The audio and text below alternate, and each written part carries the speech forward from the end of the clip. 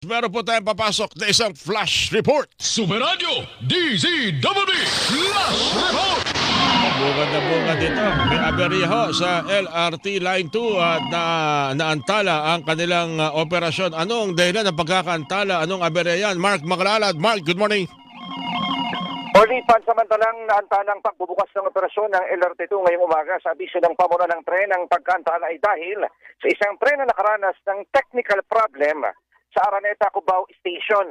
Sa ngayon, inaayos na ng engineering at maintenance team ang tren na nagkaaberya. Nabatid na dapat alas 5 ng umaga ang schedule ng unang biyahe ng LRT2 mula Recto hanggang Antipolo at Antipolo papunta ng Recto. So ngayon, 5:39 na. Wala pa ulit inilalabas na bagong abiso kung ito ay nakumpuni na. So ibig sabihin na Orly ay mula kanina yung mga nag-aabang na mga pasahero, baka nagtataka sila, hindi sila nakakapasok. Ito ay dahil wala pang operasyon ang tren. Ang inyong kapuso, Mark Makalalad ng GMA, Super Radio, DZWB, dapat totoo. Sumeradyo DZWB Flash Report! Metro Manila Hotline! Sumeradyo DZWB Flash Report! Grupo ng mga rallyista nagkikilos protesta sa labas ng Kamara. Bakit kaya? Dahil sa sweldo yan, Dahil sa Alan. sweldo ba? Alamin natin mula kay Alan Gatos. Alan. Ito'y kasabay nung inaasahan na pagpuputuhan dun sa substance ng reklamong impeachment laban dito kay Pangulong Marcos. At kasabay nito nagtipon-tipon ang iba't ibang militanteng grupo dito sa South Gate ng batasan na complex para magsagawa na kanilang programa. Panawagan nila dun na batay na rin dun sa kanilang mga nakapagpil na mga karatula ay papanagutin ang utak ng korupsyon. Ang binabanggit nga nila dapat na maging responsable ang mga mababata sa kanilang gagawin na pagboto ngayong araw. Dahil dito, ilang bahagi nitong gate ng Batasan Complex ang okupado sa mga oras ito. Pero may bahagi pa rin na bukas para makadaan yung mga kongresista na papasok dito sa loob ng Batasan Complex. Ito kasing South Gate ang daanan ng mga kongresista papasok dito sa loob ng Kamara. Nakaantabay naman ng mga tauhan ng Quezon City Police District. Samantalang kahit nagsisimula na itong programa na iba't ibang militanteng grupo ay hindi naman nagkakaroon ng problema sa daloy ng trapiko dito sa IPP Road sa harapan mismo kung saan nagsasagwa ng protesta ang iba't ibang militanteng grupo. Ako sa Alan Gatos ng GMA sa Radyo DZWB, dapat. Sumeradyo DZWB Flash Report! Posibleng mag-landfall ang bagyong Basyang sa Surigao del Sur o sa Surigao del Norte bukas ng gabi. Sumeradyo Flash Report! Grupo ng mga militante estudyante sumugod sa Department of Justice. Report mula kay Manny Vargas. Manny. Nakararanas ngayon ng babagal na usad ng mga sakyan dito sa may bahagi ng Padre Faura at apektado na maging ang trapiko sa bahagi ng Taft Avenue. Ito ay dahil sa isinasagawang kilos protesta ng mga militanteng estudyante mula sa University of the Philippines, University of Santo Tomas, maging sa Polytechnic University of the Philippines. Kaugnay ito sa kanilang panawagang ibasura ang mga reklamong isinampa sa ilang mga estudyante kaugnay noong sa nangyaring kaguluhan sa rally noong September 21. Bukod dito ay pinapanawagan din nila ang pagbasura sa iba pang mga reklamong isinampa sa iba pang mga estudyanteng mga militante sa iba't ibang panig ng bansa at ang panawagan rin para sa tuluyang pagbuwag ng NTF-ELCAC. Bantay sarado naman sila ng mga tauhan ng pulisya na naririto lamang sa harapan ng gate ng DOJ at hinahayaan ang pag-usad ng mga programa. Nagdudulot nga ito ng pagbibigat sa pag-usad ng mga sakyan dahil na rin sa isang linya lamang ang nadaraanan ng mga sakyan patungo ng direksyon ng Mabini Street at mabagal din ang usad nila para maiwasang masabitan ang mga batang naririto kabilang na ang mga student journalists at iba pang mga miyembro ng media. Ako si Manny Vargas ng GMA Super Radio DZWB. Dapat ito. Sumeradyo Flash Report! Samantala, mga kongresista hati ang posisyon sa usapin ng tinatawag na BBM Parametrics Form. In fact, tutuloy natin mamaya yung ating talakayan. Sandali lang, may flash report tayo. Super Radio DZWD Last Report. Dalawang impeachment complaint laban kay Pangulong Bongbong Marcos insufficient in substance. Flash report mula kay Isa Avendaño Umali. Isa. Kasi naging yabuhan ng House Committee on Justice patungkol sa dalawang impeachment complaint laban kay Pangulong Ferdinand Marcos Jr. sa unang botohan o para do sa unang impeachment complaint laban sa Pangulo. Ang naging boto ay 42 na pabor, isa ang nag-abstain. Ibig sabihin nito ay ang insufficient in substance ang unang impeachment complaint na inihain ni Attorney Andre De Jesus at inendorso ni Pusong Pinoy Party List Representative Jet Misay.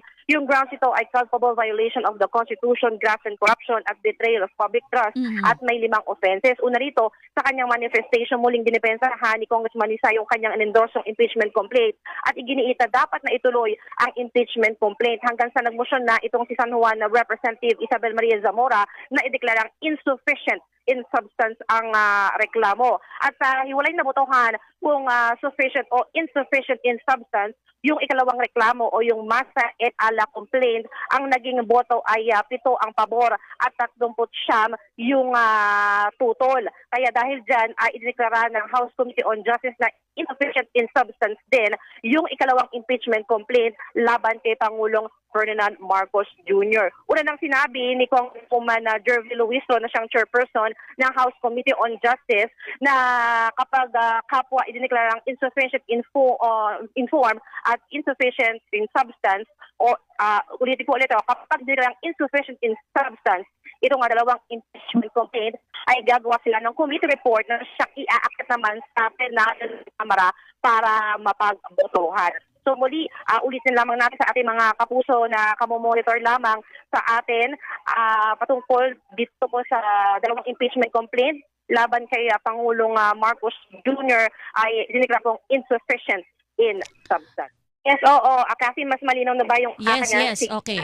Oo, okay. Ulitin natin kapwa idineklaraan ng House Committee on Justice na insufficient in substance yung dalawang impeachment complaint laban kay Pangulong Ferdinand Marcos Jr. Yung una, na inihain ni Attorney Andre De Jesus at inendorso ni Pusong Pinoy Party List Representative Jet Misay, yan ay dekaradong insufficient in substance sa botong 42 na pabor, 1 ang tutol at 3 ang nag-abstain. Okay? At yung pangalawa naman na impeachment complaint na inihain ng Masa et al. At inendorso ng mga kongresista na Makabayan Bloc, ito ay idineclaring insufficient in substance. Pero yung motion kasi kanina sa hiwalay na botohan ay kung sufficient in substance ba ito. Pero doon sa naging boto, 7 ang pabor na sufficient in substance ang reklamo pero 39 yung tumutol.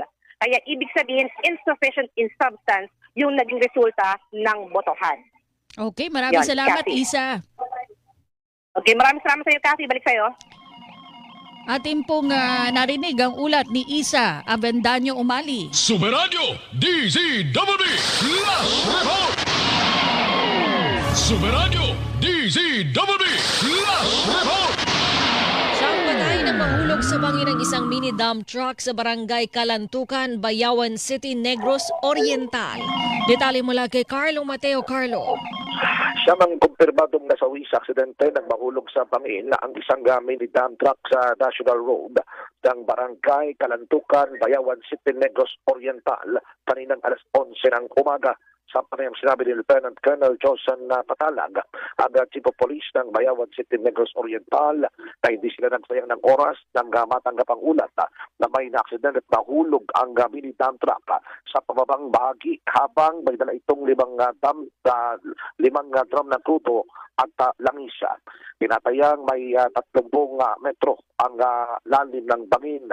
Bagamat nadala pa sa ospital ang siyam na mga lula ng truck kasama ng driver, ay idineklara din itong dead on arrival sa Kalumbuyan na hospital dahil nga sa hindi na mga pinsalang tinamo sa kanilang katawan.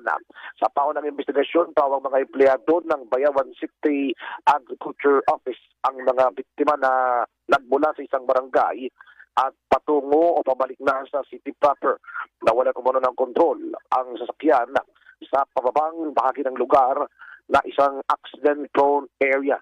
Hindi naman na masama ang panahon at hindi rin madulas ang highway nang maganap ang aksidente. Ako si Carlo Mateo ng GMA Super Radio DCWB Tapat Totoo. Super Radio DZWB Last Report. Ito ang Si Rene Santa Cruz at ang Big Time Balita dito lamang sa Super Radio DZWB. Super Radio DZWB Last Report. May last report tayong tatanggapin mula kay Isa Avendaño Umali, Congressman Edvic Yap. Nagbitiw sa kamera at bakit? Anyari? Isa Avendaño Umali, go! Karenen, nag-resign nga o nagbitiw na bilang miyembro ng Kamara itong si ACT-CIS Party List Representative Edvic Yap. Sa sesyon ngayong Miyerkules, inanunsyo sa plenaryo na may sulat siya para iparating sa Kamara ang kanyang formal na resignation. Dahil dito, iniutos ng Kamara na i-drop o ilaglag na si Yap mula sa roll of members. Matatandaan na si Yap ay isa sa mga kongresista na nadadawit ngayon sa flood control scandal at maaala rin na inanunsyo ni Pangulong Ferdinand Marcos Jr. na frozen na ang assets ni Yap at kapatid niya na si Benguet Representative Eric Yap. Ako si Isa Avendaño Umali ng GMA sa Radio DCWB, dapat totoo. Super Radio DZWB Last Report. Thank you very much, Isa Avendaño Umali. Prose na ang kanyang mga asset. Maraming salamat po sa inyong pagtutok sa aming talakayan bukas, araw ng Huwebes. Alagang PhilHealth sa serbisyo on the spot. Tutok din po, ganito pa ring oras, alas 2:30 hanggang alas 3:30 ng hapon. Muli ako po inyong kapuso, Cathy San Gabriel. Susunod ng Super Balita sa hapon, hatid ni Kay Morales.